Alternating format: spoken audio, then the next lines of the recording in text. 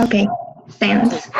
Quick question. How do you guys find out when you're leading a group meeting? Because I just like cross my fingers that it's not me every week. I am. Yeah. Like how did you is there like somewhere you figured that out, or we just like plan it every week beforehand? I just don't know how we figured that out. We should talk about it at the end of the meeting. We kind of started with the cycle, and since we've had more people come in the group, we just kind of keep each other posted. And it's like, okay, it's Gotcha. so-and-so's turn next week. Yeah. Okay. Got it. Okay. We had scheduled people all the way until the end of November, and then we stopped there. So Got it. anyway, sorry. Yeah, so I will share my screen. Está.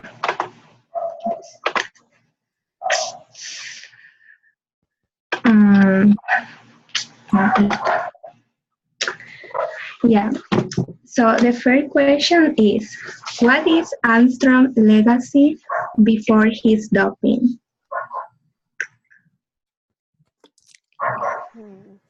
Okay. So what was his legacy before he was caught doping, or what was his legacy like at what point? Like I think it's before he started doping. before it all? Yes. Okay. I think he was the ultimate cancer survivor story. Gets cancer, comes back, and win 7 straight Tour de France victories. He was seen as superhuman. A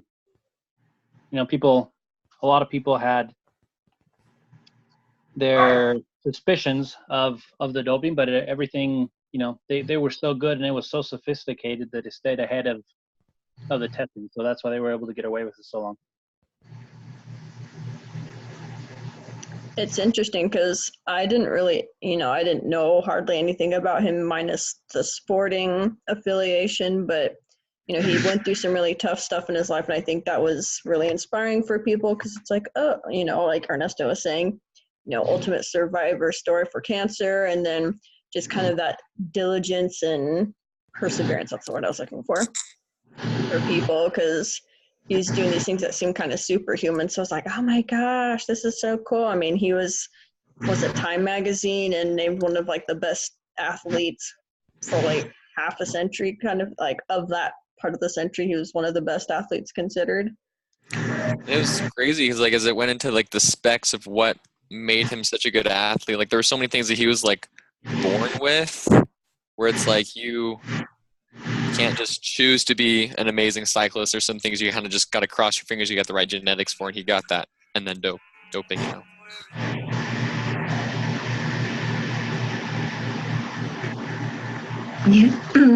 Yes, he had an incredible career, and he was able to have a positive effect on millions of people. And also he provided support service to cancer survivors. What do you think? What is the Armstrong legacy after his doping? For me, it's like just like classic disappointment. Kind of going off of what Ernesto said. Like I pictured him as like this, this big icon for cancer survivors or for people who are fighting tough things in their lives.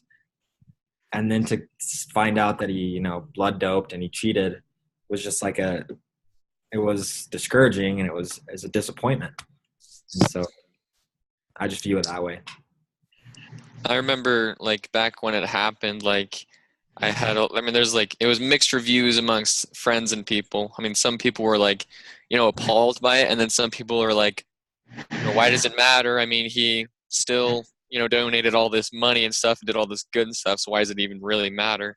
And there's this Bill Burr, he was on Conan, and he even said, it was this real big funny bit, but one of the things he said on there was, he's like, so they're like the top 20 people were all doping. So it's just that our doper did better than your doper.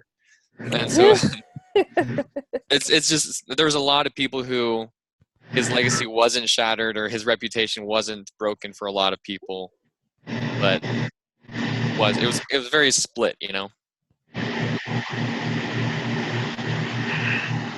Yes. What do you think, Dora? He really kept up a good face for a long time. He became such an inspirational character to everyone. And 7 years, wasn't it? Yeah. Yeah. Right? So he was able to get away with it for that long and consecutively, and nobody investigated it far enough, or if anything did come to light, it was paid off and people didn't know about it. And so he was wowing the world for that long, and then everything had to come crashing down. I think that deep down people knew that he was doping, but it was such a fairy tale story. I mean, it really put cycling on the map. After he wins, the first 2 or 3, I wonder if he's going to win this next one. I wonder if he's going to win this other one. And I think that, cycling in and of itself made a lot of money off of Armstrong. And, they really used him as, like the poster boy for cycling. And He was also, I think, he was like only the second American to win the Tour de France, right?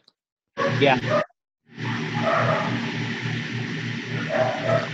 I think that was a big deal, especially getting the U.S., advertisers to back the Tour de France.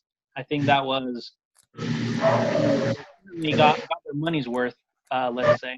I think they were looking to kind of look the other way, as long as they kept making those records.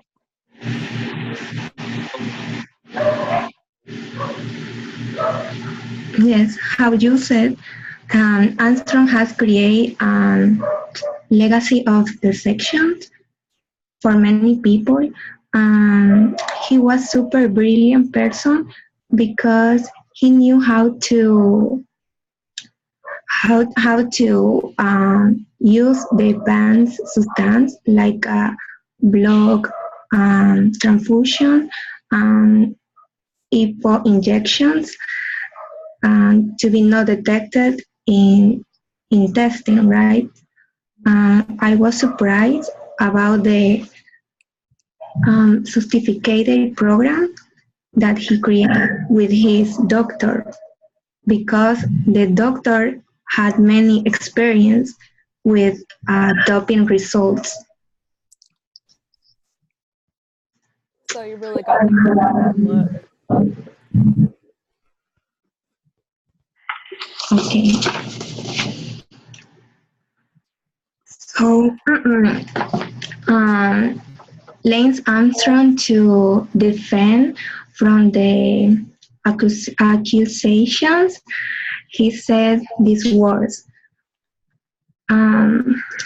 If you consider my situation, a guy who come back from, a death sentence, why will I then enter into a sport and dope myself up and breathe my life again? That's crazy. I will never do that. No way. So he knew how to convince others to believe in his truth. I think he really took advantage of the trust people put in him, and it's kind of irritating because I feel like, someone with his background, people are like, oh my gosh, how inspiring, I can't believe that happened, wow, and I think he kind of played victim and sort of took advantage of people's hope for him.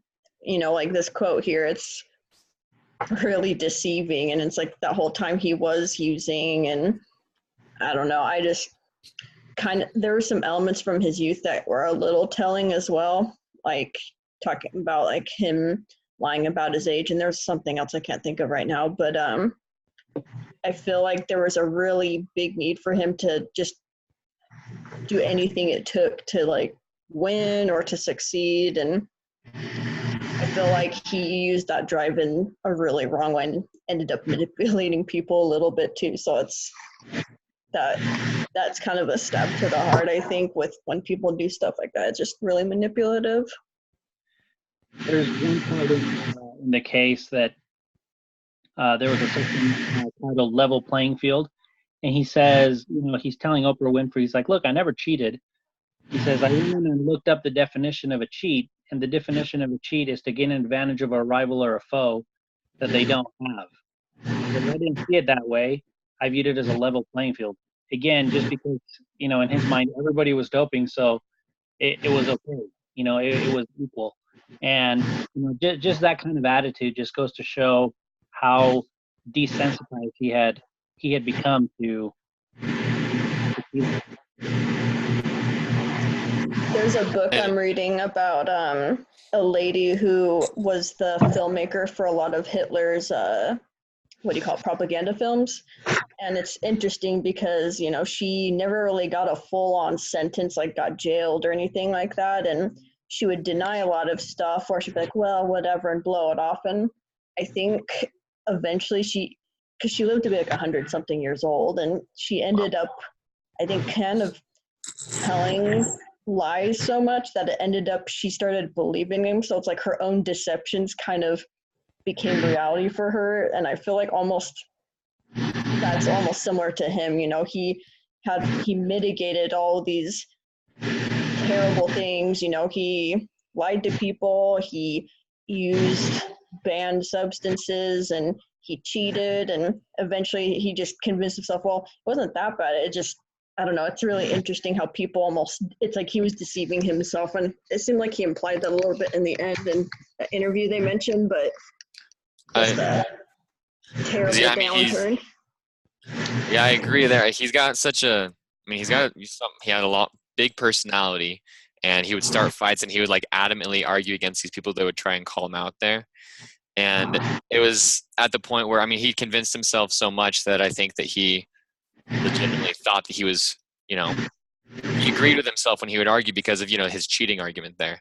It reminds me when I was younger and, not the best kid. I remember if my mom would she'd call me out or accuse me of doing something that I did in fact do, but I felt justified in getting mad at her for calling me out if she had no evidence. I'm like, you have no evidence, so how can you get mad at me about this? And even though she is right about it. And I think it's the same kind of, which is silly, looking back there. But I think about how, when you're doing something you shouldn't be doing, you can make any argument and talk yourself into believing that not only you're not just trying to evade, you're not just trying to evade justice, but you're actually right, To your point, I think how you can always say oh, other people are doing it, so that's even something we can apply in our lives, sitting on a test or against the rules. There's always going to be somebody that's stretching the rules, and so to kind of use that as your rationale is really interesting. But I feel like we do that quite often. Other people are doing it, so it must be fine, kind of thing. Thank you, guys. I would like to share with you a small part of the limbs and Oprah meaning.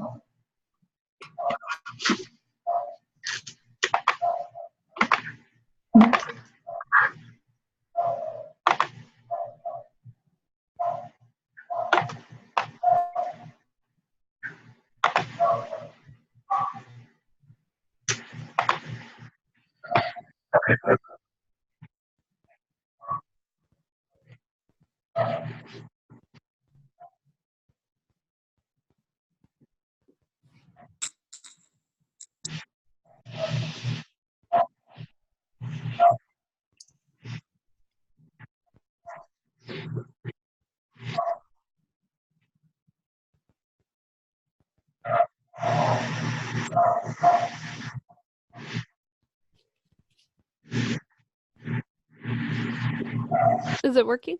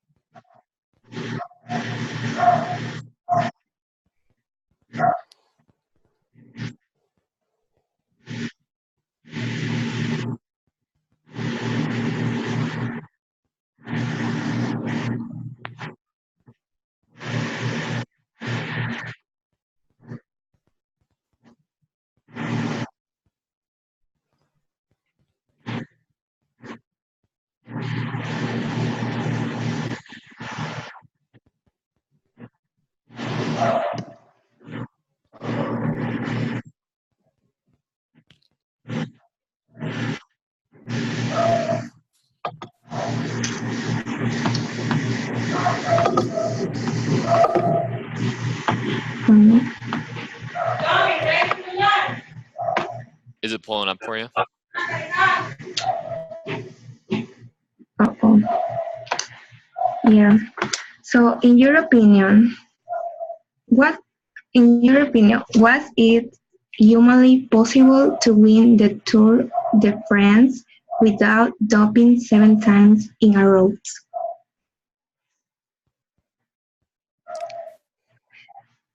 It's possible? I mean, I think so. I mean, I don't know. It's kind of tough to say because I've never done it before. But I mean, I think now it makes logical sense that it could. yeah, I mean, nowadays people are running a mile in like 4 minutes. 3.5 minutes or Right. 2. And 30 years ago or 40 years ago, they were like, oh, that's unheard of. Like that's never gonna happen. So I don't think it's absurd to say that it couldn't have happened, but I don't know. Like the case gave examples of like people who won it 5 or 6 times, but it wasn't like all in a row, if I remember correctly. So pretty impressive, but I don't know. I personally don't think that it would be possible to do it 7 times in a row. I think he could probably win it a total of 7 times, especially somebody like him who is physically and genetically superior to the average person. I think of some just in other sports. Thinking in soccer in particular, if you look at the rivalry between Lionel Messi and Cristiano Ronaldo, they've gone back and forth, being considered the best soccer player in the world for over the last 10 or 12 years. And there was a spell where Lionel Messi for 5 or 6 years in a row, was the best, and then for a couple of years Ronaldo, and then they go back and switch. I personally don't think it's feasible, 7 times in a row. You could do it, certainly a few times in a row, but I just think that there's a race to be able to do it 7 times in a row. Right. Yeah. Especially something so public as the Tour de France. Like, there's always new blood coming in every single year. And to think that every year you're still going to top no matter who comes into the running, I don't know. Yeah. Like one of those years when it said like second place was a good 7 minutes behind him, his closest year later on was he still did significantly better than that other year. Like the person who was second place that other year beat his score his previous year. So if they had been there, he wouldn't have won that year. And so yeah, it can be really, really close, and 7 is a lot.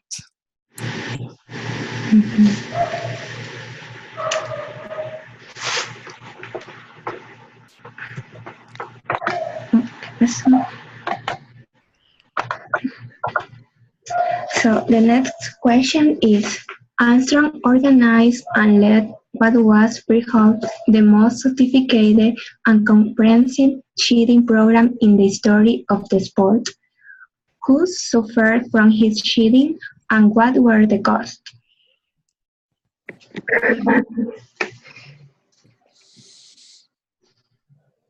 I think first and foremost, his family probably suffered the most. Well, I'm sure deep down they probably knew what was happening, but but they probably turned a blind eye to it as well. I But think it was. definitely- I'm sorry. You go ahead. Sorry. No, go ahead. I was just gonna say, like with the family there. I mean, it was mentioned at one point that this one guy was saying, while Armstrong like injected him with one of the drugs or whatever, like Armstrong's wife was there at the time. Yeah, but mostly like his kids. I mean, you know, Right. here you think your dad is like this national hero, and you know, come to find out he's just been cheating all along. I mean, how would you feel if you were one of his kids? I changed my name legally.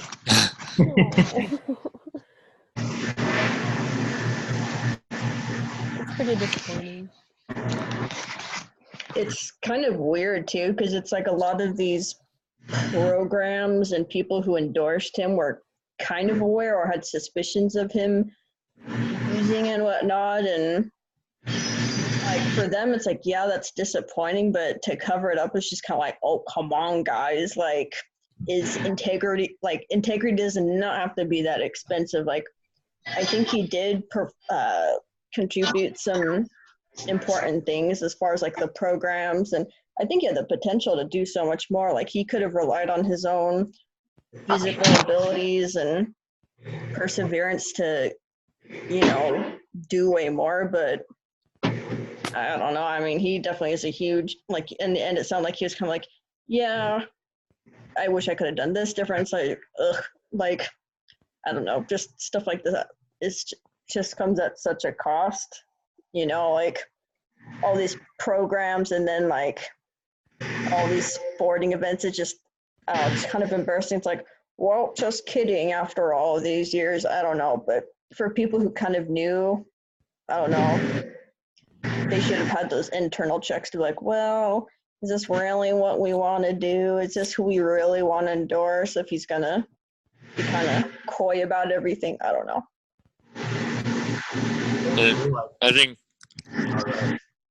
I think also like obviously the other writers along with him, it mentioned like one of them, he really, really regretted getting into it all, but Lance he pressured his whole team to basically be at the same level as he was. That's why everyone as a group pretty much had to be doping, even if they wouldn't have gotten into that otherwise. Even though apparently the whole cycling industry was full of doping to begin with, I guess, but he was a big contributor. Exactly what I was going to say. So good job. Sorry. No, it's good.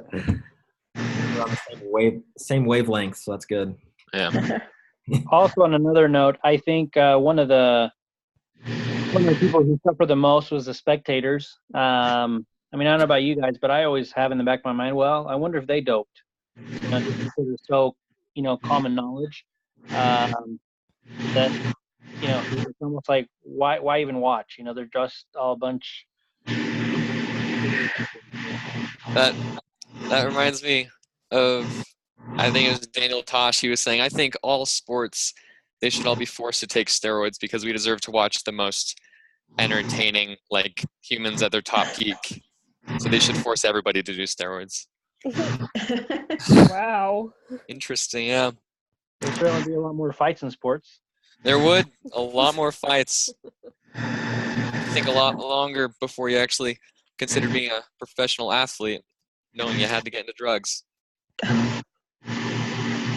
Yeah, I think Ernesto, I think you bring up a good point. As you were talking, I thought about like baseball, like Barry Bonds, and how, like, for a while there, they've kind of gotten a better handle on it. But in the major leagues right now, like these were like huge.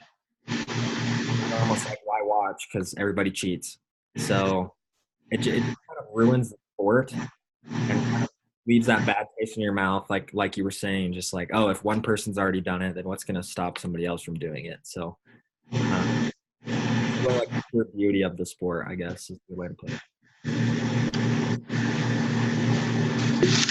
It's funny because, like, for me, I'm not really into sports and I don't really keep up a lot with it, but an alternative, I guess, similar enough to this situation is, like, I think live music is really cool when there's like a good live show and stuff. Like going to real rock concerts are fun to go to, but now that I've like listened to shows and watched some shows, it's irritating to know like people lip sync or have pre-recorded stuff so they don't really have to put in the work when they actually have to perform. It's like, well, where's the art and everything? And I know that's not the same thing as this, but that's kind of Similar there, yeah.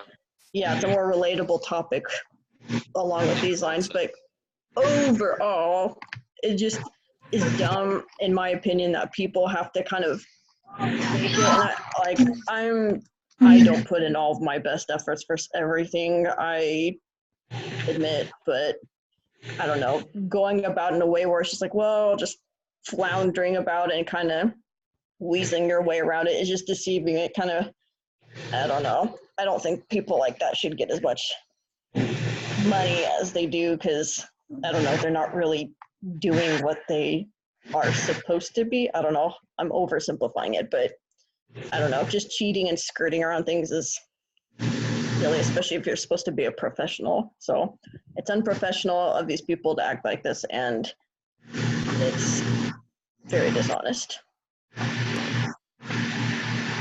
Yeah. So what happened next?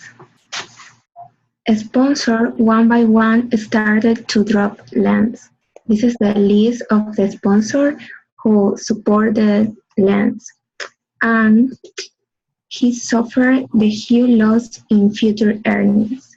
Over $160 million worth of future earnings. He had to repay $7 million in prize money and clawback of $9.5 million from insurance company SCA.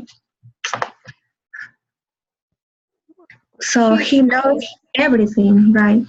He lost money, he lost his good name and reputations, and he lost the opportunity to get a better future results. Cheating's expensive. Yes.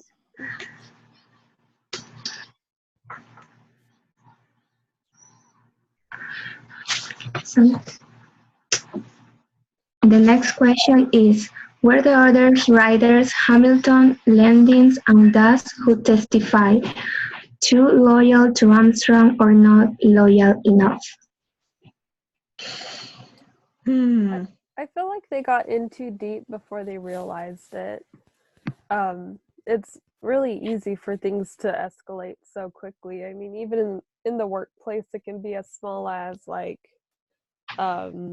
just don't worry about what you're signing, or just kind of turn a blind eye to this financial record, or smudge the numbers a little bit. Like little things like that can escalate so quickly, and you just have to be on your A game every day to kind of be able to spot those things before they slip past you.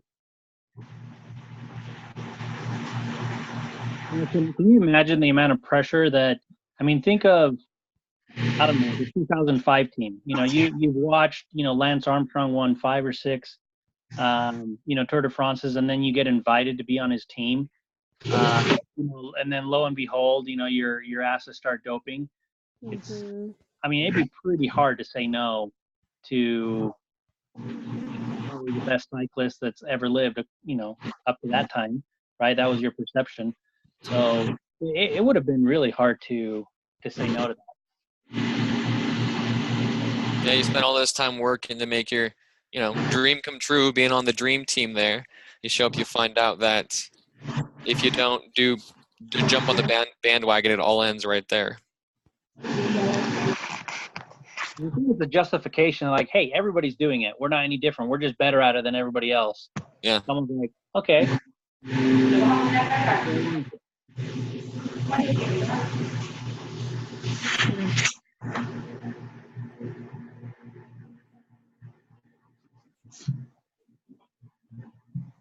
Yes.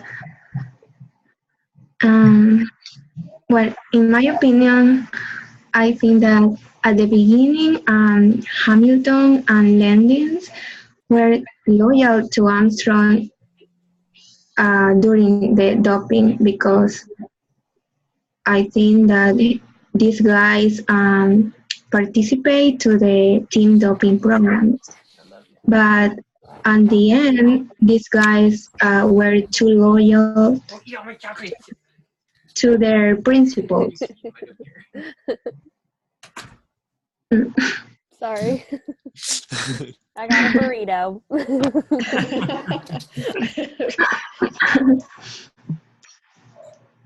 Yeah, I think it's interesting. I think it was Landy or whatever, however you say his last name.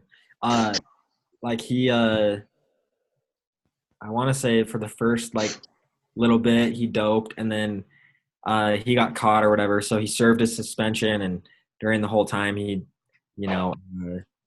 denied it, but then he serves his 2-year suspension, and I could kind of sympathize with him because I mean he tried to make a comeback, and if it was me I'd be like, okay, I made a mistake, I want to at least have a fresh start now. So after that, when he came back, he confessed to his doping, and he confessed to Lance Armstrong doping and things like that. So I think, I can always sympathize with him for and I don't know. I think we've kind of already covered, like, it'd be tough to just be that one person that really turns everybody else in. That's pretty tough to be that person. So Yeah. I thought I kind of laughed, I guess. I think it was him because he's the one who started calling firing shots. Everyone like, well, these guys did it too. Hello, and then I think it was Hamilton later on. Hamilton, I think, was the one who got confronted in the restaurant, I think, but I think it was kind of interesting because it's like, well, yeah, turn them in. Like, I don't know. If I were them, I would be pretty upset. It's like, well, they kind of influenced me and kind of threw that culture on me. Obviously, they had their ability to not partake in that, but they did. But I think turning them in was definitely a tough thing to do, but I felt like it was coming at the same time, too. I thought that was a kind of important part of the story because, again, like, even after people were like, I saw this isn't right, the Armstrong and the others were like, no, we didn't apologize, which is petty. It's like, man up and just fix your issues. I don't know. That was just my take on it, but kind of funny at the same time.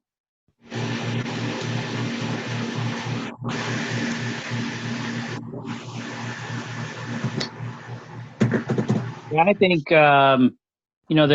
they certainly like the prize money because Lance Armstrong is not the only one that that made money off of this. Being on the same team, they were able to reap a lot of those benefits too. I don't know if they were asked to also pay the money back, but I think that they were. Like a better phrase is they used Armstrong, to kind of get what they wanted, and well, might as well confess now. Let him take the fall because Landis was probably the popular guy, but Hamilton, I mean, he wasn't nearly that popular, probably because he never won the Tour de France, and Landis did, so his name was a little bit better recognized, but their reputations weren't nearly as hurt as Lance Armstrong's.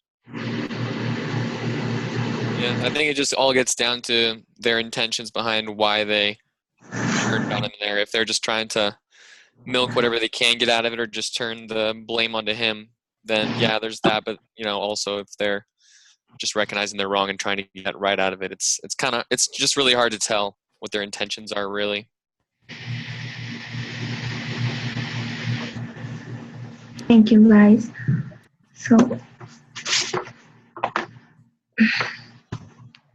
the next question is, think about a situation when you witness a leader, formal or informal, make a decision for others that made you uncomfortable.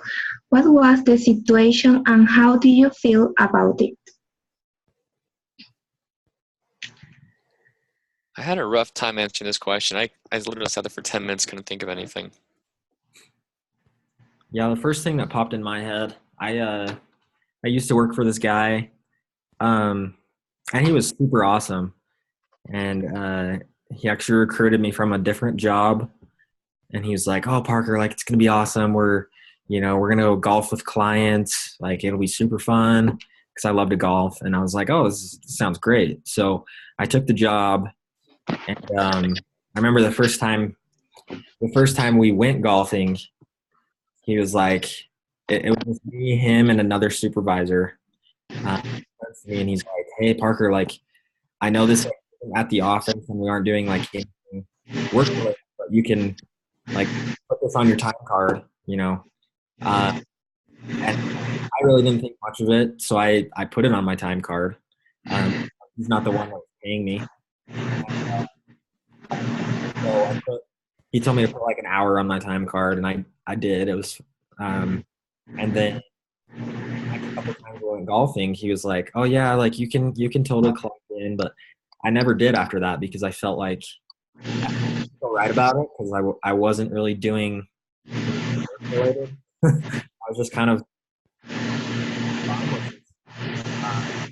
it's okay to have fun at work, but we weren't even at work. It was just we were out having a good time golfing, and so that's something I'll never forget is working for that specific individual because um, a lot, like if I'm ever somebody's supervisor, kind of what not. So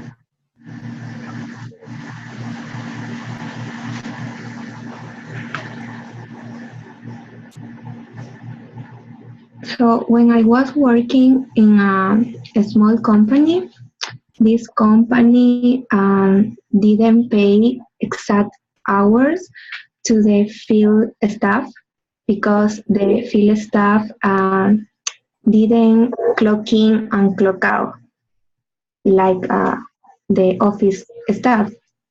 The payroll was based in the notes that the field staff sent to the office.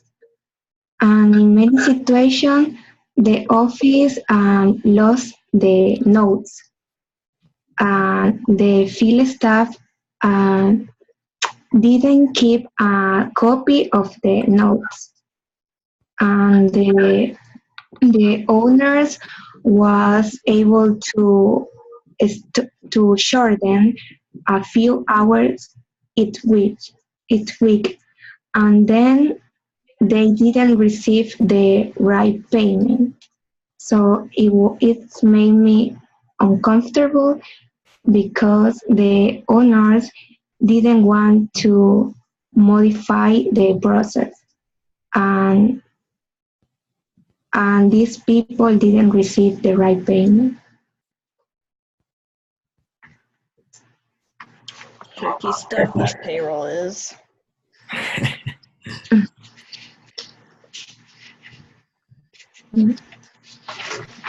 So the next question is, think about a situation where you witness talented followers follow and leaders into uncomfortable or bad zones.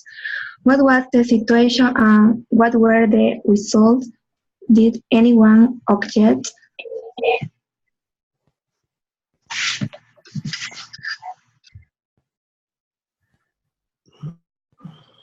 mhm.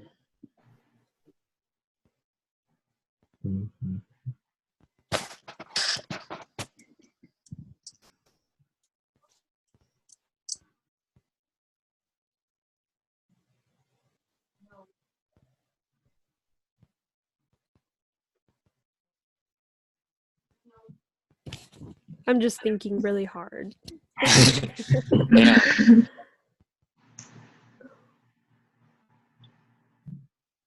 I feel like I know more about a lot of situations like this, but personally witnessing one or being involved in Right. one is a different story. Maybe that says something good about me, hopefully. I'm right there with you. I keep on thinking about high school because this is where I saw the most dishonest or like lying to yourself, like lack of integrity that I've ever seen in my life, you know. Like, nothing can get worse than high school, but I don't know. I don't know. I remember, I think I was a senior in high school, and I'm from Rexburg, so everybody here is a member of the church, pretty much, like most people. And I was with my friends, and I remember like a couple of them like about like a vape pen or something, because that was like when vape started becoming really big or something. So they all started a vape, and I was like, like I don't want to, whatever. So I didn't. But I specifically remember one of my buddies after, for the next couple weeks, he'd come to me and be like, Parker, I don't know what to do when I'm around these guys because I just vaping. And I'm like, well, don't be around them, like it's pretty simple, or just tell them no, like they'll respect you. And it was just because they all ended up serving missions. They all ended up pretty good kids, but it's just interesting how when one person has a strong influence, how they can take the whole pack with them, I guess. I don't know. I think especially like you get those people young or older or whatever, you have people who they're not like trendsetters per se, but people look up to them. And there's people like, especially maybe in the church, you have there's always certain people that people in your ward or branch are like, oh, well, they're so this and that, like they think so highly of them. And if they do something, it's, a lot of times I think people find it easier. Well, so-and-so does this, so it can't be that bad because they have their life together and blah, blah, blah. And that's always a silly excuse because every one of us is accountable for doing stuff. And, making a bad decision is just as bad for anybody. So I think that's that's something we have to be careful of when it comes to, I don't know. I've come up with a rule for myself. I'm not perfect at keeping it, but if you have to wonder, is this appropriate to do? Is this okay to do? Then just avoid it. It's easier just avoiding a situation if you're unsure about it.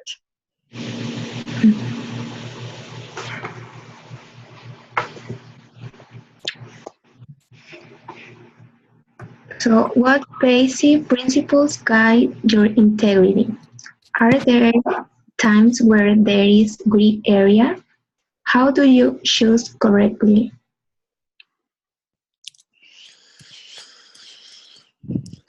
I feel like the most important first step in maintaining your integrity is to be honest with yourself. Because the moment you stop being honest with yourself is the moment you start being dishonest with a lot of people around you, because you've lost your self-respect. It comes in increments, it gradually grows and grows, but the more you lie to yourself, the less you respect yourself and the less you care about what happens if things go wrong. It seems like you've convinced yourself so much that things are going to be okay that if you haven't even figured it out, how is everyone else going to figure it out? I always think that I think honesty is really, really important. And I always imagine if I'm ever caught in a lie, I always think that for the rest of my life, no one's ever going to believe anything I say. And so as long as I always tell the truth, then I'm going to be able to maintain that reputation. But I do think that when it comes to honesty, I mean, there's obviously silly gray areas. Like my wife, her beliefs in honesty were much stronger than mine even. She said she was dating this guy one time and they were talking and he was reciting poetry to her and she interrupted him to tell him that she doesn't find him attractive. and I'm like, why'd you say that? And she's like, well, it was true. I just didn't. And I'm like, you don't have to say everything that's true. And well, it got to the point. Right? Yeah. I mean, she saves time there. But I do think there's a lot of situations where a lie is good. That's a good point. There's never lie to your spouse and all that. But what about Christmas? What's the point if you keep something from them for a little bit? you know, but when it comes to bigger things, yeah, you have to be truthful about it, no matter how uncomfortable it is. Yeah.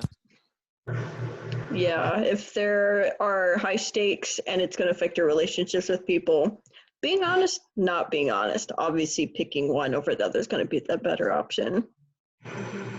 I think there's times also where like it's okay to lie to like keep yourself safe. Does that make sense? Like if you like if you get yourself in like a bad situation and you're like, oh crap, like what did I do? What did I just do?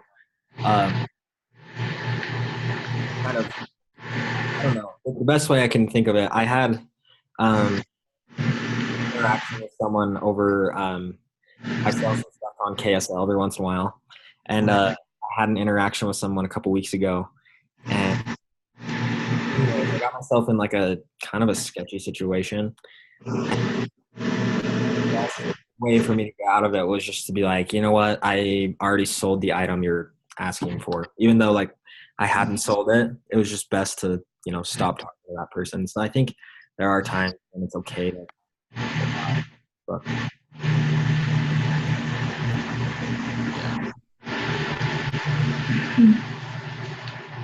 So for me, the integrity is living the gospel of Jesus Christ.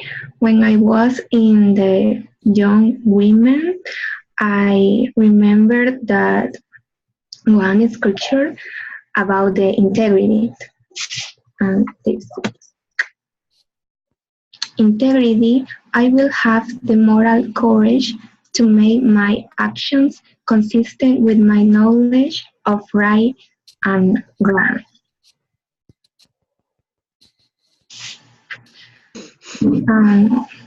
Also help me to choose the correct decision, to remember the um,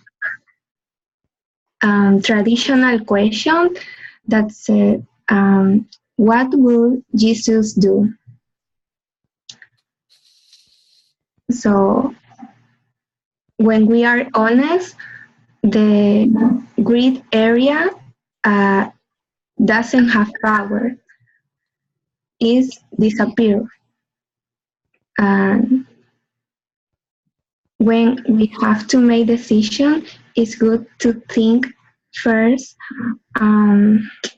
the consequence before we take the decisions. And the last question is, how will you personally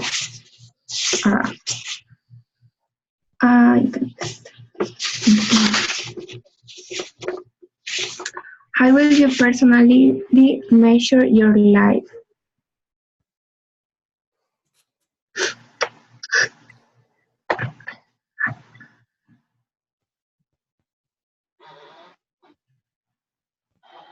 I really like the article that we read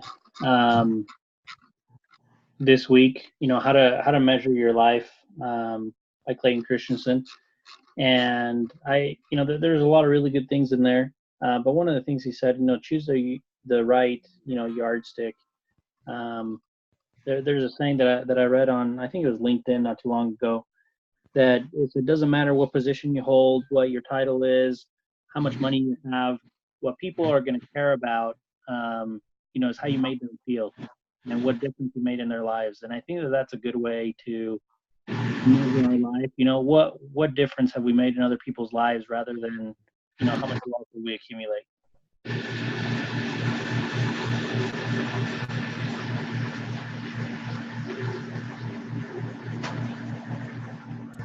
I think the type of choices will also be one of those yardsticks as well.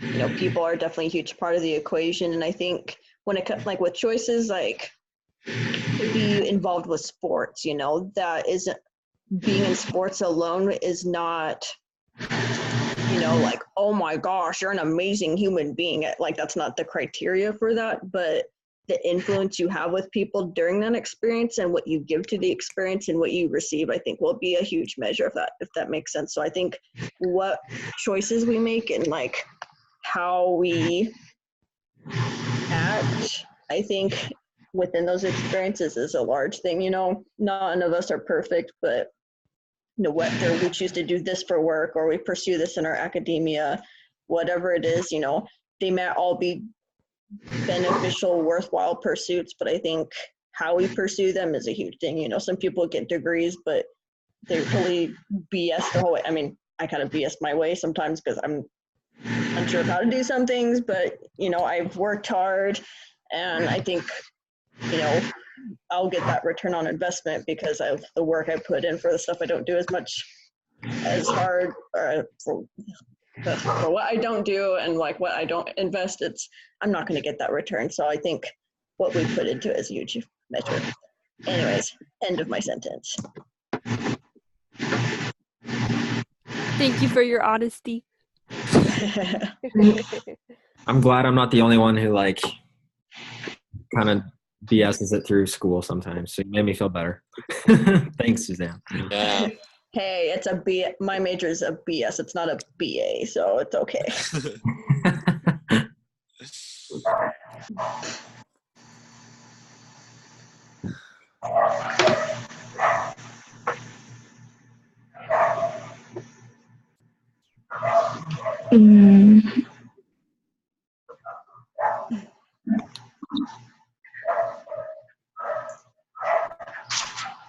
Okay.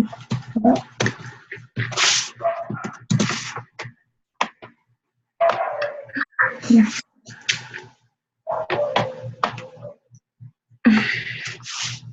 So we finished. Yay!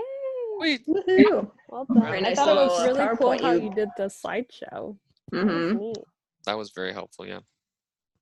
That It was really awesome. changed a lot to like look at their faces while we were going over their story, and I'm all like, that's what they look like. This was what they looked like at the time that they were being so cruelly dishonest with the world. Like, it's just crazy. I wanted You're a the face, face of so dishonesty. I wanted a face too. I went and looked up the Oprah interview right at the beginning there, so I could have a face to see it with the whole time. That's neat. Awesome. So Do we want to talk about who's doing the next ones? Sure. Unless you have anything else, Soraya. I don't want to cut you off. thank you for your participation. Thank you for helping me a lot. Oh, you did great. This was good. No, it was awesome. Nice. So, looking at the calendar, we do need to figure out what to do for Thanksgiving week because obviously we're not going to have a group chat on Thanksgiving. I hope that's I'm good with that. Yeah. universally agreed upon. I guess that's reasonable. Okay, so that's on the 28th. So that's 2 weeks from now. Do we want to decide on what day to have it on instead? Should we aim for like one of the weekdays beforehand, or do you want to go for I like think a Saturday? Wednesday works best for me. I mean, one of the weekdays beforehand would work better than after. Right. me. Yeah. So is Wednesday okay with everyone? Mhm. Actually, I have a meeting on 7 p.m. on Wednesday, so if it were Wednesday, it couldn't be 7 p.m. Okay. But that meeting, it only lasts like literally it's 7:30 is the latest it would go. Mm-hmm. What about you, Ernesto? I know you have a pretty busy schedule. Yeah, I have a pretty busy schedule with church. So on Tuesdays, have Young Men's from 7 to 9, and then on Wednesdays I have Bishopric from 6 to 9. So I could do it either of those days after 9 p.m. I'm fine with that. I usually go to bed pretty late, so if you guys are up for it, I'm good with that. Or I could do it earlier than that on Tuesday or Wednesday. So if we were to do it earlier on Wednesday, I could do that.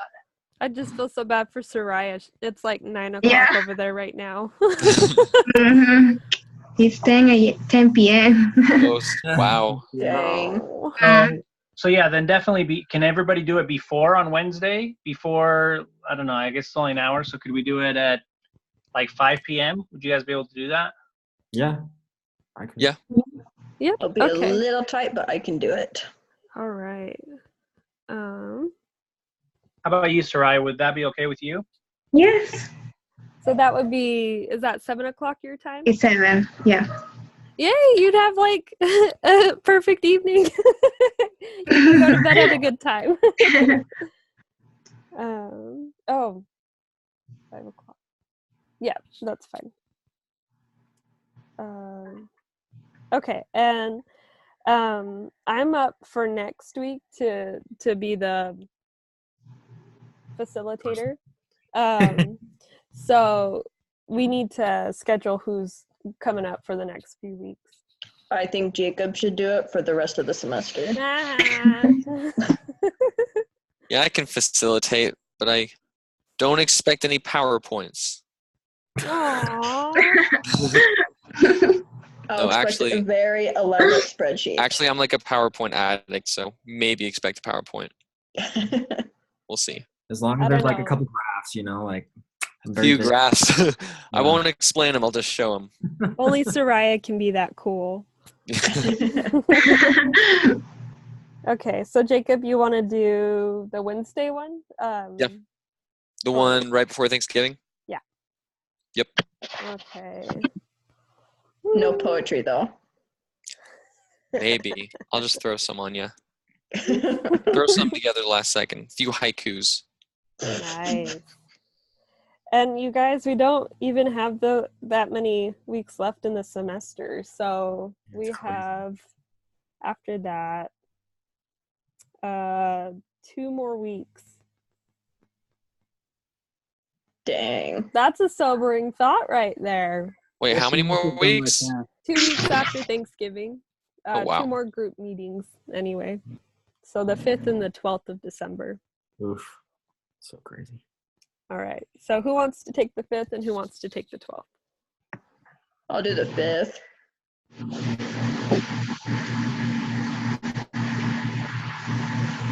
I'm happy to do it on the 12th. If Perfect.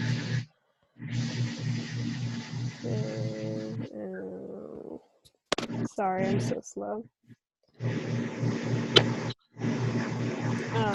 Parker. Okay. Sounds like a plan, and that should be all we need to worry about. All right. Wait. Well, I'm going to be in charge of getting this meeting downloaded, and so expect the link from me. If you don't see anything for a concerningly long amount of time, then just contact me. All right. Awesome. Well, thank you. Thank All right, you. thanks everybody. See you See you guys. later. Bye. Take care. Have a good Bye. night.